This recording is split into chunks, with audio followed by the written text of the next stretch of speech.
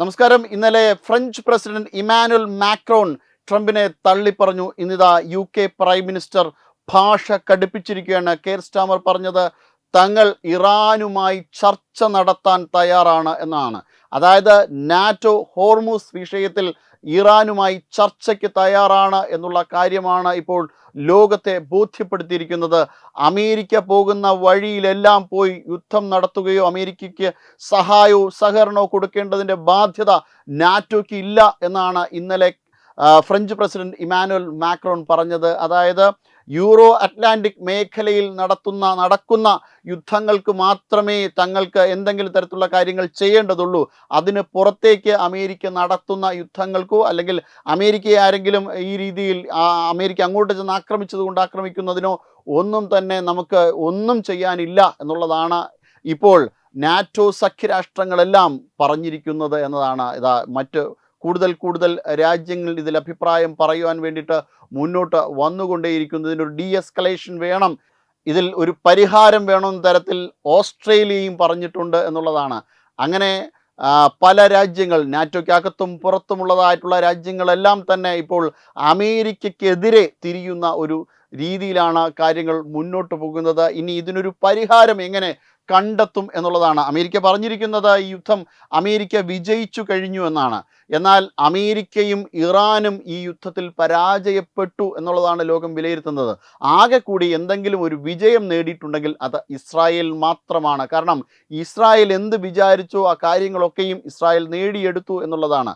ഇസ്രായേലിന് ഇറാൻ്റെ ആണവശേഷി നശിപ്പിക്കണം എന്നുണ്ടായിരുന്നു. ആ ആണവ കേന്ദ്രത്തിലേക്ക് വലിയ രീതിയിലുള്ള ആക്രമണമാണ് നടത്തിയത്. അതായത് ഇസ്ഫഹാൻ റീജിയനിലേക്ക് കനത്ത രീതിയിലുള്ള ആക്രമണം നടത്തുകയും അവിടെ നിന്ന് ഒരു പുകച്ചുരുളുകളായി, ഒരു അഗ്നിഗോളമായി ഇസ്ഫഹാൻ മേഖല മാറുന്നൊരു കാഴ്ചയും ലോകം കണ്ടു. അങ്ങനെ ഇറാൻ കാത്തു സൂക്ഷിച്ചിരുന്ന യുറേനിയം നിക്ഷേപം ഇസ്രായേൽ തകർത്തു കഴിഞ്ഞു എന്നുള്ളതാണ് മറ്റൊരു വസ്തുത. അതോടൊപ്പം തന്നെ ഇറാൻ്റെ ഏറ്റവും തന്ത്രപ്രധാനമായ മേഖലകളിലെല്ലാം ഇസ്രായേലിൻ്റെ ഭാഗത്ത് നിന്ന് ആക്രമണം നടത്തി. ഖാർഗ് മേഖല അടിമുടി തകർത്തെറിഞ്ഞു, എണ്ണക്കിണറുകൾ കത്തിച്ച് ഒടുക്കി എന്നുള്ളതാണ്. അങ്ങനെ ഇറാൻ എവിടെയൊക്കെ ശക്തി കേന്ദ്രീകൃതമായി ശക്തി ഉണ്ടോ, അതായത് ഇറാൻ്റെ സാമ്പത്തിക സ്രോതസ്സുകൾ എവിടെയൊക്കെ ഉണ്ടോ ആ സ്രോതസ്സുകളിലേക്കൊക്കെയും കനത്ത രീതിയിലുള്ള ആക്രമണമാണ് ഇസ്രായേലിൻ്റെ ഭാഗത്തുനിന്നുണ്ടായത്.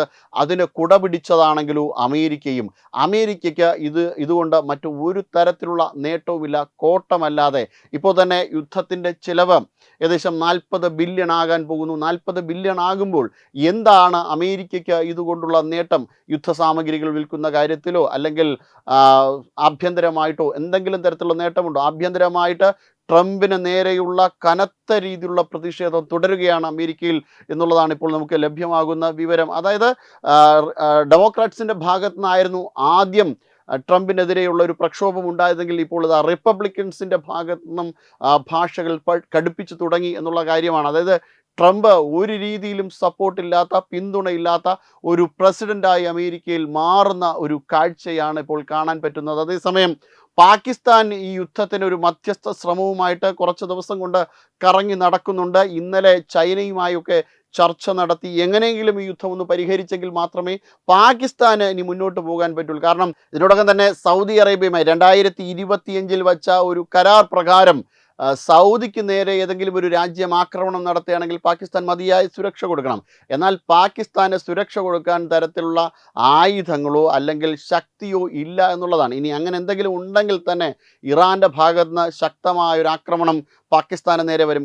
കാരണം കറാച്ചി തൊട്ടടുത്താണ്. അവർ എന്തെങ്കിലും ഒരു ഡ്രോണ് ഒന്ന് എടുത്ത് അയച്ചാൽ തന്നെ പാകിസ്ഥാൻ തവിട് പൊടിയാകും. ആ ഒരു രീതിയിലാണ്. ഇനി അതിൽ നിന്ന് അതിജീവിക്കാൻ പാകിസ്ഥാൻ എന്തെങ്കിലും ശക്തി ഉണ്ടോ എന്ന് ചോദിച്ചു കഴിഞ്ഞാൽ അതിലും ശക്തിയില്ല എന്നുള്ളതാണ്. ഇനി ആഭ്യന്തരമായി പാകിസ്ഥാന് വലിയ രീതിയിലുള്ള വെല്ലുവിളികൾ നേരിടുന്ന ഒരു സാഹചര്യവും കൂടിയുണ്ട്. കാരണം ഇറാനെ സ്നേഹിക്കുന്ന അല്ലെങ്കിൽ ഷിയകളായിട്ടുള്ള, ലോകത്തിൽ ഇറാൻ കഴിഞ്ഞാൽ രണ്ടാമത് ഏറ്റവും അധികം ഷിയ പോപ്പുലേഷൻ ഉള്ള രാജ്യമാണ് പാകിസ്ഥാൻ. അതുകൊണ്ട് തന്നെ വലിയ വെല്ലുവിളി പാകിസ്ഥാൻ ആഭ്യന്തരമായും നേരിടുന്നുണ്ട്. നേരത്തെ ഇറാൻ്റെ അവിടുത്തെ മതമേലധ്യക്ഷന്മാരെ കണ്ടുകൊണ്ട് അസിമുനീർ ചർച്ച നടത്തിയിരുന്നു. നിങ്ങൾ ഇറാനെ സപ്പോർട്ട് ചെയ്യുകയാണെങ്കിൽ പാകിസ്ഥാനിൽ നിന്ന് പുറത്തേക്ക് പോകണമെന്നൊക്കെ പറഞ്ഞിരുന്നു. പക്ഷേ ഇതിലൊന്നും കാര്യമില്ല. പാകിസ്ഥാൻ വലിയ വെല്ലുവിളി തന്നെയാണ് നേരിടുന്നത്.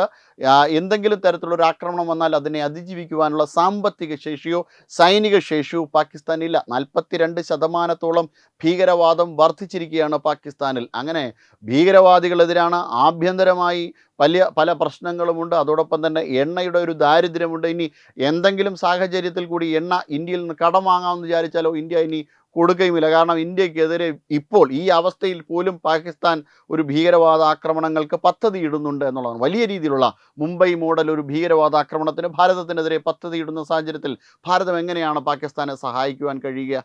അങ്ങനെ ഈ കാര്യത്തിലൊക്കെ ഒത്തുതീർപ്പാക്കുവാൻ വേണ്ടിയിട്ട് ഇതൊക്കെ വച്ചുകൊണ്ട് ഈ കാര്യങ്ങളിലൊക്കെ ഒരു ഒത്തുതീർപ്പ് ഉണ്ടാക്കുവാൻ വേണ്ടിയിട്ട് പാകിസ്ഥാൻ ശ്രമം നടത്തുന്നുണ്ട്. അതിൽ നിന്ന് കുറച്ച് കാശ് അടിച്ചു മാറ്റുകയും പാകിസ്ഥാന് ചെയ്യാം. പക്ഷേ അതൊന്നും സമ്മതിച്ചു കൊടുക്കാൻ ഇറാൻ തയ്യാറല്ല. ഒരു ഭീകരവാദ രാജ്യം തങ്ങളുടെ കാര്യത്തിൽ ഇടപെടേണ്ട എന്ന നിലപാടിലാണ് ഇറാനും. അതേപോലെ തന്നെ അമേരിക്കയും എന്നുള്ളതാണ്. അമേരിക്കയുമായിട്ട് ചർച്ചയൊക്കെ നടക്കുന്നുണ്ട്. പക്ഷേ കാര്യമായ പുരോഗതിയൊന്നുമില്ല. ഇനി ആകെ കൂടി ഒരു സഹായം എന്ന് പറയുന്നത് ഭാരതത്തിൻ്റെ ഭാഗത്തു നിന്നാണ്. ഭാരതം ഇതിൽ ഇടപെട്ടാൽ തീർച്ചയായിട്ടും ഈ യുദ്ധം ഉടൻ തന്നെ അവസാനിക്കുമെന്നുള്ള കാര്യത്തിൽ യാതൊരു വിധത്തിലുള്ള സംശയവുമില്ല. അല്ലെങ്കിൽ ഈ യുദ്ധം 3 ആഴ്ചയോളം ഇനിയും നീളും. ഇങ്ങനെ 3 ആഴ്ചയോളം ഈ യുദ്ധം നീണ്ടു കഴിഞ്ഞാൽ തീർച്ചയായിട്ടും അത് ലോകത്തിനേക്കുന്ന ഒരു കനത്ത ആഘാതം തന്നെ ആയിരിക്കും. ഭാരതത്തിന് ഈ യുദ്ധത്തിൽ അങ്ങോട്ട് ചെന്ന് ഇടപെടാൻ കഴിയില്ല. കാരണം അവരെ ഇൻവൈറ്റ് ചെയ്താൽ മാത്രമേ, അതായത് എസ് ജയശങ്കർ, ഭാരതത്തിൻ്റെ വിദേശകാര്യമന്ത്രി എസ് ജയശങ്കർ തന്നെ പറഞ്ഞിട്ടുണ്ട്, ഭാരതം പാകിസ്ഥാനെ പോലുള്ളൊരു ബ്രോക്കർ രാജ്യമല്ല.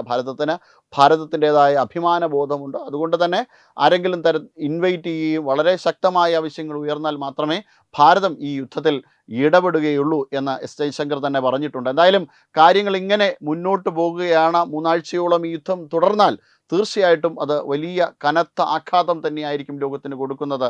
യുദ്ധം ഏറെക്കുറെ അവസാനിക്കുമെന്ന് ട്രംപ് ഇന്നലെ പറഞ്ഞപ്പോൾ തന്നെ ലോകത്തിലൊരു ചെറിയ മാറ്റം, അതായത് ഓഹരി വിപണിയിലൊക്കെ ഒരു മാറ്റം കണ്ടു തുടങ്ങിയതാണ്. ഇന്നതാ വീണ്ടും 3 ആഴ്ചയോളം യുദ്ധം നീളും എന്ന് പറയുമ്പോൾ ആ പ്രതീക്ഷ കൂടി ഇല്ലാതിരിക്കുകയാണ്.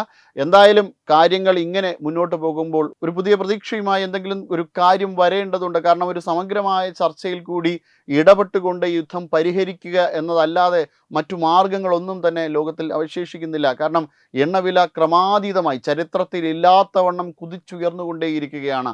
ഹോർമൂസ് ഇനി അവരേതെങ്കിലും തരത്തിൽ മൈനുകൾ സ്ഥാപിക്കുകയാണെങ്കിൽ, ഇപ്പോൾ ഇറാൻ ഇന്ത്യക്ക് വലിയ പ്രൊട്ടക്ഷനാണ് കൊടുക്കുന്നത്. ഭാരതം സേഫാണ്. ഇറാൻ സുരക്ഷയോടുകൂടി തന്നെ ഹോർമൂസിനെ അതിജീവിച്ചുകൊണ്ട് ഭാരതത്തിൻ്റെ കപ്പലുകൾ കുതിക്കുന്ന കാഴ്ച നമ്മൾ കാണുന്നുണ്ട്.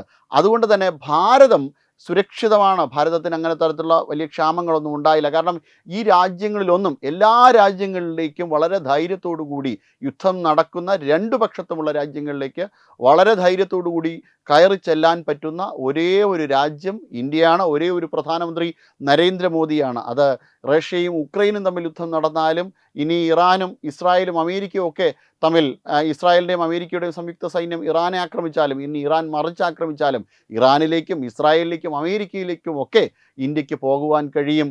ഈ രാജ്യങ്ങളിലേക്കൊക്കെ ഇന്ത്യയുടെ സ്വാധീനം വർദ്ധിച്ചിരിക്കുന്ന ഒരു സാഹചര്യത്തിൽ ഭാരതത്തിന് കാര്യമായ പ്രശ്നങ്ങളൊന്നും ഉണ്ടാകില്ല. പക്ഷേ മറ്റു രാജ്യങ്ങളുടെ അവസ്ഥ അങ്ങനെയല്ല. ഏത് നിമിഷത്തും വലിയ രീതിയിലുള്ള പ്രത്യാഘാതങ്ങൾ ഇപ്പോൾ അനുഭവിച്ചുകൊണ്ടിരിക്കുന്നതിലും ഇരട്ടി വലിയ പ്രത്യാഘാതങ്ങൾ ഉണ്ടാകും. അവിടെയൊക്കെയും ഈ എണ്ണയുടെ വിപണിയുടെ കാര്യത്തിൽ എണ്ണവില ക്രമാതീതമായി ഉയരുകയും ആ രാജ്യത്തൊരു റിസഷൻ ഉണ്ടാകുകയും ചെയ്യുന്ന ഒരു അവസ്ഥയുണ്ടാകും. ഇനി അത് ഡിപ്രഷനിലേക്ക് പോയാലും നമുക്ക് ഒന്നും പറയാൻ കഴിയില്ല. അങ്ങനെ ഉണ്ടായാൽ, ലോകവിപണി ആഗോളതലത്തിൽ തന്നെ വലിയ പ്രശ്നങ്ങൾ ഉണ്ടായാൽ തീർച്ചയായിട്ടും അതൊരു നിലനിൽപ്പിനെ വലിയ രീതിയിൽ ബാധിക്കും. ഇപ്പോൾ തന്നെ ഈ യുദ്ധം അവസാനിച്ചു കഴിഞ്ഞാൽ പോലും ഇതിൻ്റെ അലയൊലികൾ അവസാനിക്കാൻ ഇനിയും ഏറെ നാളുകൾ എടുക്കും. പ്രത്യേകിച്ചും ഇസ്ഫഹാൻ മേഖലയിലൊക്കെ നടത്തിയ ആക്രമണത്തിൽ കൂടി എന്തെങ്കിലും അണുവികിരണങ്ങൾ ജലത്തിലേക്ക് പതിച്ചിട്ടുണ്ട് എങ്കിൽ അത് കാര്യമായ രീതിയിലുള്ള പ്രശ്നം തന്നെ ലോകത്തിന് വരുത്തി തീർക്കും. അത് ലോകത്തിൽ വലിയ ലോകത്തിൽ എന്നതിലുപരി ഇറാനിലോ മധ്യേഷ്യയിലോ ഒക്കെ അവരുടെ ജലസ്രോതസ്സിനെ ഇത് കാര്യമായ രീതിയിൽ ബാധിക്കും. അത് മറ്റു പല രോഗങ്ങൾക്കും കാരണമാകും. അങ്ങനെ മധ്യേഷ്യയും പശ്ചിമേഷ്യയും ഒക്കെ തകർന്നടിയുന്ന ഒരു കാഴ്ചയായിരിക്കും പിന്നീട് കാണാൻ കഴിയുന്നത്. തകർന്നടിയുക എന്ന് പറഞ്ഞാൽ അവിടുത്തെ ജനജീവിതം ദുസ്സഹമാകുന്ന ഒരു കാഴ്ചയിലൂടെ ലോകം പോകേണ്ടി വരും. അങ്ങനെ പോയാൽ മധ്യേഷ്യയും പശ്ചിമേഷ്യയും ഒക്കെ ഒരു ശവപ്പറമ്പായി മാറുന്ന ഒരു കാര്യത്തിലേക്ക്, ഒരു കാലഘട്ടത്തിലേക്ക് ലോകം മാറും. അത് ഒട്ടും ആശാസ്യകരമായ കാര്യമേ അല്ല.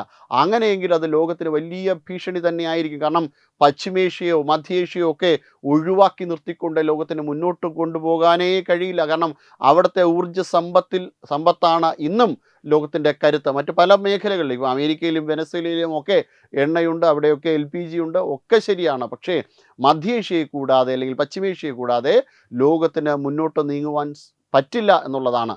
വെബ് ഡെസ്ക് തത്തുമൈ ന്യൂസ്. HIV അണുബാധ സന്തോഷപൂർണമായ ഒരു ജീവിതത്തിന് തടസ്സമല്ല. HIV അണുബാധയ്ക്ക് ഫലപ്രദമായ ചികിത്സ ഇന്ന് ലഭ്യമാണ്. ഇതിന് യഥാസമയം അണുബാധ കണ്ടെത്തുന്നതും കാലേക്കൂട്ടി ചികിത്സ നടത്തേണ്ടതും അത്യാവശ്യമാണ്. സൗജന്യമായ ചികിത്സയും മാർഗനിർദ്ദേശങ്ങളും സർക്കാർ ആശുപത്രികളിലെ ART അഥവാ ഉഷസ് കേന്ദ്രങ്ങളിൽ ലഭ്യമാണ്. ആരോഗ്യ സംരക്ഷണം ഓരോരുത്തരുടെയും ഉത്തരവാദിത്തമാണ്.